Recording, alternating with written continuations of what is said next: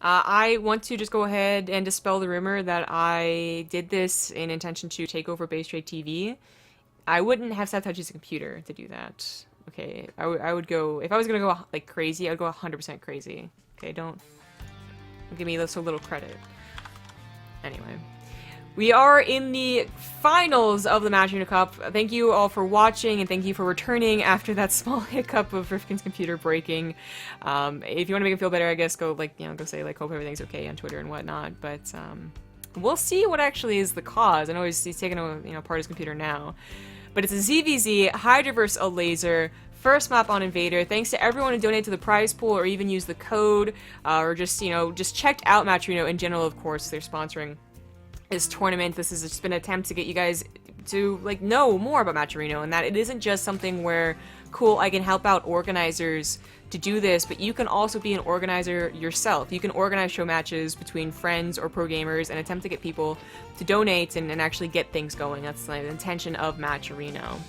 So thank you everyone who donated to get the prize pool up to $444. That is pretty damn nice. So I'll do the math later, maybe, on what first and second place will be. In the top left, as the blue Zerg, sorry, it is Hydra. In the top right, as the green Zerg, it is Elazer. That's right, everyone. You guys literally spammed so much that you did finally break some person's computer. I'm sure his pants are on fire too, because it was too hot and his legs are burning. Apparently, so with that delay, you guys, let's see here. Hydra just took the third Brew Lords and Mana recalled out. Okay, so yeah, like I said, I kind of went over that. The second fight just went poorly. Mana, I'm guessing, could actually not control, so we saw, for instance, he had 6 High Templars, but the storms only came down after his entire army was dead. Obviously not ideal, so that was, I think, a very unfortunate end to that game for more reasons than one, both in just, it's unfortunate to lose such a long game in general, but also if it was to do with problems with the computers, obviously extra bad. Once again, let me know what the sounds are like, the in-game sounds, and let's see here, turn the bitrate down a bit. We'll see if I can do that after this, remember, just to get more confirmations from more people on what also the video quality is like as well. But anyway, there isn't much happening, of course. No one went for an early pool, which is fine for now. I'm sure in a best of 5 in a ZvZ we'll see an early pool sooner or later, but I just went over the last game. Amana does still take 3rd place. 3rd and 4th still get 10%. That's actually quite a bit of dough for Matcherino, being such a big prize pool. It's really nice. We have a Elazer going with an Evolution Chamber as well as a Baneling Nest, whereas Hydra on the other side finishes up his own Baneling Nest, but no Evolution Chamber. So we'll see what that's going to be used for, whether it's going to be used for drops or for +1 melee, which I feel is becoming a lot more popular than the +1 Carapace was. +1 Carapace is almost at that point where I would say it was a Heart of the Swarm thing, and +1 melee is a Legacy of the Void thing, so then there's an interesting little thing, but it is for those Overlord drops. We see the reduction tab, he had an Overlord over here, in fact, and it's not going to be for Lings. It's going to be for Banelings, which is actually an interesting choice. I feel like we see Baneling drops in all the other matchups. Oh, I guess there's a little bit of tussle over here. In all the other matchups, when it comes to Ling Wars, the intention is to distract with Lings in the main and then attack with Lings in the front as well. Whereas obviously Baneling drops are more just in your face, we're done, and then go on to the next thing. And they were in Hydra's face. 8 drones go down. That's pretty nice. Looks in the middle of the map. They were just trading out Lings and Banelings, so it actually ended up being a bit of a wash, but more in favor, I guess, army-wise, a little bit in favor, army-wise, for Hydra. Or sorry, for Elazer. Hydra, after even losing 8 drones, though, is still up in workers as well, which is very interesting. So Elazer still needs to get work done here. Again, no, Rifkin's power didn't die. For once, it was something completely different. His computer just broke. I mean, just go to Twitter, he's explaining it, I believe, there, so blah. But Hydra, I think he's a very good player, obviously. He got to the end of this tournament. He's gotten to plenty of finals, obviously. He might actually be able to predict that he's in an okay spot despite losing drones, as he did, without even really realizing it until the very last second. His army supply is only a little bit worrying, but seriously, like 6 army supply in ZvZ, Ling Wars, that's a Baneling hit going well or going poorly. These were, by the way, slow overload drops. I kind of forgot to, pinpoint that, but yeah, I did not get that speed. 7 more drones go down, though, but that still is Hydra up on drones. Like, he is not doing a terrible job here, and he's the one that's going up to a lair right now. Like, despite getting drones killed, it's like he doesn't even care. It's like, well, I could have been up 14 more drones, but being up 6 is fine enough for me, I suppose. Now, Lasers, you would think he was doing enough damage, but he's not. Look at the income graph. You can see that Hydra has just been winning this entire time. I mean, it's actually pretty crazy to look at this and how this game has evolved, but Elazer is losing it. He's now down 11 workers. He's actually winning this war, but that wasn't really a huge committal from Hydra. Damn. Elazer, I guess, is just his answer here is to just continue to try and all-in, which does make sense. Like, you're not going to catch up to a lair and aspire without doing more damage or just adding on more aggression. Now, what's interesting is that we've cast at least one game, like, in the last 2 months, I suppose it was. I can't remember what tournament it was, to be honest. I think it was North American, actually. But anyway, where Ling aggression ended up buying enough time for the player to get to Aspire, and it did go into a Muta vs. Muta game, but that is like a 1 in a million game, Like, that isn't gonna happen here. And Lasers just gotta win with the Banelings or lose out to the Mutas. Queen's on the front line. They are clumped up, so they do take an awful lot of damage altogether, but 2 of them still survive with transfuses. The Spinecrawler still survives. More Banelings on the way for Hydra. He's totally prepared for this. And Elazer is just gonna go down. 0-1. GG. Alrighty, so it's going to be Elazer's map choice now, and I'll wait for that and go check out the chat remarks here. So let's see here. Video quality's fine. Sound needs more time. I don't know what more time means. What the hell does that mean? Elazer's choice is Dusk. Game number 2, Dusk Towers. In the top right as the blue Zerg, it is True Esports Elazer. In the bottom left, as the red Zerg, it's Hydra, and it's... oh, well, they both are. Okay, so let's take a good look at this pool timing, and a good look at this pool timing. Alright, so I said it last game, it's a best of 5 ZvZ. Very high chance to have not just one early pool, but multiple early pools. Like one person does it first, another person's like, I'll show you how it's done in the next game, and then maybe the ace match if like they're ballsy enough. But to have both of them go for early pools on the same map is a little funny here. And they're very similar so far. So the numbers were a little bit different. I couldn't tell you what it was. Like one person went for like a 12 and one person like a 13 or something like that. But the point is they're both getting gas. So, Hydra gets gas earlier. That speed could be an issue, but it really is only going to be like seconds, so I'm not sure about that. But Elazer is getting more lings earlier here because he's not going for... oh, well, yeah, we went for a queen, but still. He's getting more lings earlier here. Initially, holding off on speed because he still has 4 gas to go. There we go. And we'll see what this looks like. I mean, there have been very funny situations on different maps, like I remember Catalina, to bring that back, was a very funny map for early pools because it was a 3 spawn map, so there was a bit of a chance to take that you would scout your opponent going for an early pool and therefore be able to hold your own back. So what's interesting about this is that Hydra is the first one to know that Elazer did an early pool as opposed to the other way around, because Hydra is very careful with his first initial lings here. They're both going for Baneliness as well, by the way, very important to note. So he gets to keep his lings at home. He maybe could have surprised him on the ramp. That didn't actually happen here, but still, like this, the knowledge is power and all that. So now they both know what's going on. That second difference in speed could, funnily enough, maybe affect this. Like it is like seriously like 10 seconds, 7 seconds, something like that. Banelings are on the way for Hydra. Were they made over here? Oh, they were made over here. Oh, those 2 sneaky ones that I noted earlier. And off to the side, they made Banelings. There are Banelings morphing already for Elazer as well, however, but he didn't notice these. Oh, Oh, that could have been a better hit, actually. Oh no, this could be even two. Okay, alright, that might still be effective enough. The Ling speed did finish a little bit earlier for Hydra, but Elazer's was so shortly after, it almost wasn't even worth mentioning. Maybe that would have helped him sit a little bit better against those Banelings, but, alright, like, the the stances right now, Hydra up 2 drones, and just, like, a little bit of army supply. Don't run into those Banelings, oh dear god. No, oh! Oh, snap, very good move from Elazer to do that. That was actually... something that I honestly would have expected Hydra to anticipate, but not so. Pops a Baneling unnecessarily over there and then loses one to Hydra's good focus fire there. Hydra is going to be the first one to expand from this, by the way, because it is such a, like, a weird position that you both went with such, you know, bad economic openers. You're both trading these armies, you know, which are very small, but they're still armies.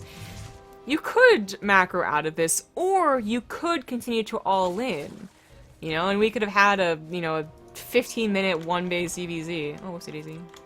Which would have been really funny, but it is Hydra choosing to go for the macro first. While Elazer did get to a few more Lings, he still had a couple of Banelings, I guess, trying to go up the ramp here, but not to much avail. And he is going to try and catch up here. The work account's pretty even, once again. Oh, I love this by Hydra. Ooh, that is so cool. That Baneling helps block with the Queen. Ooh, fancy. The Queen does, like, go up, though, end up going down, so that's a little unfortunate, but was that intentional too? Oh my god, Hydra with the intentional blocks here was, that's pretty damn cool. Anywho, doesn't take too much damage. That actually evens things up for a little bit. Hydra is getting 5 more drones, though, so it's still, like, you know, these, like, 1 or 2 differences in, like, the Ling count, the Baneling count, the drone count. Elazer going for a Roach run this quickly, though. Well, Hydra might just scout that. He goes to scout to see if the natural's put down to confirm that. Now he sees the Roach Horn as well as the second gas. He himself is going for a lair in the back, hopefully, probably hoping that it's not going to be scouted. As he, you know, he's hoping he can deny those Lings, but is it going to be, like, a very quick but very familiar situation? Okay, no. I was wondering, like, would the Elazer go for, like, an all-in with Roaches against Hydra trying to buy enough time for a Spire? A situation we see on 3 bases all the time, but not, like 1.5. But no, it is a lair for both parties, but still potentially different tech. Elazer got the Roach Horn canceled. Okay, so it is going to be Muta versus Muta. I guess he didn't want to go for it after it was scouted. And Muta versus Muta off of 2 bases is also not an unfamiliar statement, but when in consideration is what happened first, it is. And I don't know. I guess Hydra did end up taking a pretty good drone lead, a consistent drone lead, shall we call it, because, you know, every so often Elazer will catch up with his own drone burst, but, you know, 30 seconds after Hydra. So let's check here. Yeah, Hydra's been the one winning the income war, so that should help out quite a bit. When it comes to the Spire games, what we'll call it. He does use his minerals on spine crawlers, though. You know what? He didn't scout the cancel on the Roachborn, so he is rightly afraid of a Roach attack here. He still sees no third, too, so he was probably, like, really reading into this, like, oh my god, he's gonna attack me with Roaches, but as he gets in here, he sees a lack of a Roachborn, and unfortunately, the spine crawlers, they're not useless, they're never useless, right? But I don't think they're really necessary. Like, the second one, not going to be canceled? Alright, okay, it is canceled. First one, you know, just do what you can. Help defend the main, or the third base, rather. And, let's commence the Muta Wars. So, Hydra with a better economy, with the better third base, nice, almost denial on the scout with that Baneling. Against a Elazer with a bit later of the drones, a bit later of that third base, but pretty evenly timed Spire. We'll see how this goes. Elazer is actually able to bank up quite a lot of gas and minerals, you know, considering how the income graph looks, right? But it was about only, I think, 100, 200 more than Hydra, so Hydra gets the mutas going right now. He did get a full scout, so I was very surprised to see him not go for that Carapace upgrade. I guess he didn't see the Spire, but, like, you saw enough to know, because I think he would. Elazer starts the Carapace. There is one more dynamic that, you know, as we talked about, because there's so many dynamics to Muta versus Muta War, and I personally love this style of ZvZ, but you know, other people don't. Is that we have seen in the past people actually intentionally skip the upgrade for the initial bigger burst of mutas and to try and snowball quickly and in fact in the game quickly. But of course, if you're thinking about a macro game, then the +1 carapace is the way to go. And that is the way it's going to go. Hydra's a little bit later to it. Start cleaning up Overlord. It's actually going to take this fight. Always questionable, because even if you think you had a lead with drones and you should have like that +2 mutas, actually being able to tell how many wings you have against their wings is very difficult to do.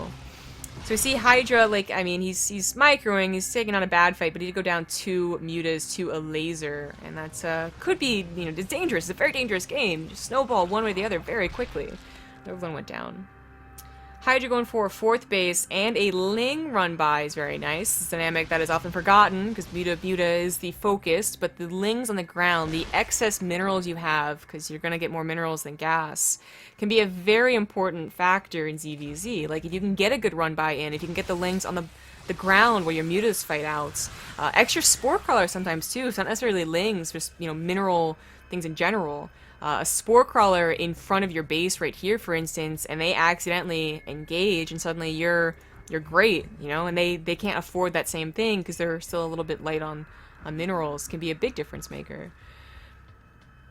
But despite what is even Hydra's lead in the economic war, it's still a pretty even game. I guess that's another interesting thing to note. Like, we bring this up sometimes, like usually Roach, because that's what happens more commonly. But the creep spread in a ZvZ matchup, it seems to be just purely style, you know, preference. I want to have the vision over the potential that your Lings are going to be a little bit faster, and I might help you. But it's, you know, it is a stark, you know, contrast. Hydra going for a lot of creep spread and very, you know, intentionally, like, putting a lot of effort into it, and Elazer just not at all. Anyways, there's that spore color I talked about. That's going to help out. I feel like that's also why we see this 4th base taken. Because you can cover obviously all your bases plus your 4th if the spore color is there. As opposed to this one, where he moves the spore color too. Interesting. Elazer, by the way, not on the 4th base yet, is, I would think, going to try and take one soon, but that is 300 minerals he's not quite at yet. +1 flyer attack does follow the +1 carapace, if you're trying to learn your ZvZ or whatever. And then I actually... God, I mean, I know we had this conversation, and Jack Attack even came in and talked about, I think, the, or no, TLO did, that's right, TLO came in and talked about what to get next after 1-1, whether it's the +2 carapace, the +2 attack. Oh, why was that so difficult? But I think most people just start +2 carapace anyway. We'll see. As apparently the game's going to go on for that long. Again, taking a engagement is going to be so scary for both players that you usually just see them just say, no, I don't want to, and they both back off from each other.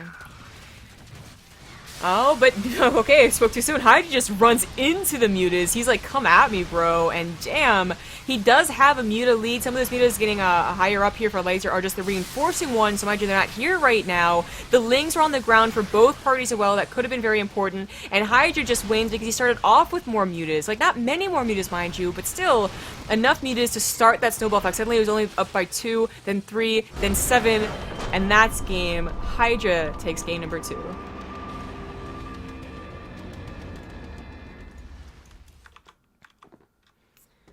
Alright, so. Pretty exciting stuff. I mean, Elazer to last that long when you consider how that income graph looked was, I mean, kind of crazy, but losing to those mutas. It looks like, I mentioned Rifkin had a laptop. We all know this because Rifkin used it in Toronto, and he's trying to plug his mic in, so. I guess he's gonna try and come on and cast. The next map will be Ruins. It's Elazer's choice once again. It's his last map choice. As even if he starts to win, that suddenly swings in Hydra's favor for the map choices. Potentially last game. In the bottom right, not looking so hot, down 2 games. He is the green Zerg Elazer. If it is like CSL, then you're going to mess up a lot, and I'm going to be giggling like a moron. Shut up. In the bottom left, it is... Apparently, the guy up 2-0, he's going for a quick as heck pool. Oh my, it's going to be Root Gaming's Hydra. So But like I said, they both went for early pools last game, and it created kind of a funny enough macro game that Elazer did end up losing. But it's Ruins of Endion. Early pools are not surprising, but to have 2 in a row might be surprising for Elazer, who is in fact going for a hatch first. See if he goes for a gas after that or a pool. Okay. Well, as I was thinking, like, there is some abuse you could do here, even without a gas. Obviously, you want a gas, but if you go in here without a gas, like the fact is Lynx can tear down hatcheries, we've seen that happen. You play the macro game afterwards. I kind of thought that's what Hydra may have been doing. I didn't get to see either of the first games, so I mean, I'm making this guess completely out of context, but the fact that he is up 2-0, that's got to be a lot of confidence coming into this game. This is, by the way, the home server for Elazer. You know, we are playing on Europe after all. Hydra's playing from North America, so there's always a little bit of favoritism that direction. But home field advantage not helping him here, not so far. No. He did go for that gas for a pool, by the way. So, I mean, it's very slight difference, but it can be can potentially be big. Now, this is with gas, to note, so speed's on the way for Hydra. We'll see if he keeps in the, he has 1 drone in there? Oh no, he still has all 3, so he is going to go for Bailing Nest as well. Like, true all-in here. Okay. Really wants to end the game, not just tear down a hatchery and then break the rocks. The Overlord gets a little too far forward, but I don't think it'll die. I think she'd have to inject anyways soon enough. So it did not get to see the gas. It just saw a queen, which obviously, like, okay, he has an early pool, but still doesn't know, like, what type. Ooh, a lot of those drones got low, but only one's gone down so far. The Link's gonna pop here soon, so Hydra's kind of on a bit of limitations on what he can do. Because he can fight the drones, but he can't fight the drones if there's Lings with them, especially in that mineral line. Well, it just starts attacking the hatchery. At the very least, this will potentially get the queen. Actually gets a larva, an egg rather. But it's more for like, okay, I'm gonna wait till my bailings are done, and then I'm gonna really pile on the pressure, and let's see if you can survive, basically. Still more Lings, which is a pretty big detail. Speed's going to be a huge advantage as long as you can keep those numbers high. I like this pullback micro out of Hydra, keeping a lot of those really low Lings alive. Just to get that 1 extra hit, it's even absolutely worth it. You turn the low health Lings into full health Banelings as well. And in fact, that's exactly what he's going to do. He's just got to protect these cocoons, though, because they don't have a lot of health right now. Yeah. A lot more Lings are flooding in here. I just noted that the units tab that Hydra was absolutely winning the Ling war. And as the Banelings finish up, the Queen's the really last line of defense. The Queen goes down here. He's trying to put a Spine Crawler. It's actually a little over-eager to make it into the natural. You know, really hoping that it would take that long. No fucks given, just walk right past that Queen, that club! Doesn't actually get a green. Oh my god, he missed the opportunity to hit the ones that transferred through. I guess he doesn't want to, just in case Lings do pop out, but then he uses one on the left. I think it was just a mistake through latency. I can certainly see that second delay being a problem, but still, with the amount of Lings available, like, they're going to tear down new Queens that spawn. That Baneling's going to zone it. Here comes more Lings in perhaps an anticlimactic finals here. I guess, I mean, I didn't see the other games, but Elazer, not somebody in a ZvZ. I would not have seen him going down 0-3, but congratulations to Hydra. Woo! I mean, Elazer's the guy who's been giving Snoot run for his money. Elazer's been contesting Guru. Like, there is with no doubt in my mind that he is good at ZvZ. It is just so strange to see him go down 0-3. But that won't be too bad. I mean, he's got second place prizing. What's the prize pool? Did it get any donations while I was gone? I think it went up $1. $1 hype. All right, so that's like $445. So second place is like $89. That's still a lot of money. But Hydra's going to be walking away the most here, like $240. So, of course, let's not forget Showtime and Mana also get about $44 each for competing today, and that's pretty cool as well. So thank you guys, everybody, for helping us build up this Matcherino prize pool to being what it is. And I don't know what to say. Thank you so much for joining us. Yeah, I guess too bad for the hiccup, but it wasn't a very long finals anyway, so you weren't without Rifkin. I guess, yeah, you know, like, it kind of works out a little bit like that. I mean, I'm disappointed because I don't like when the production goes haywire in a cast, right? But I gotta say, like, we had, like, what, 4,500 people tuning in for this prior to that hiccup. We got 3,500 now afterwards.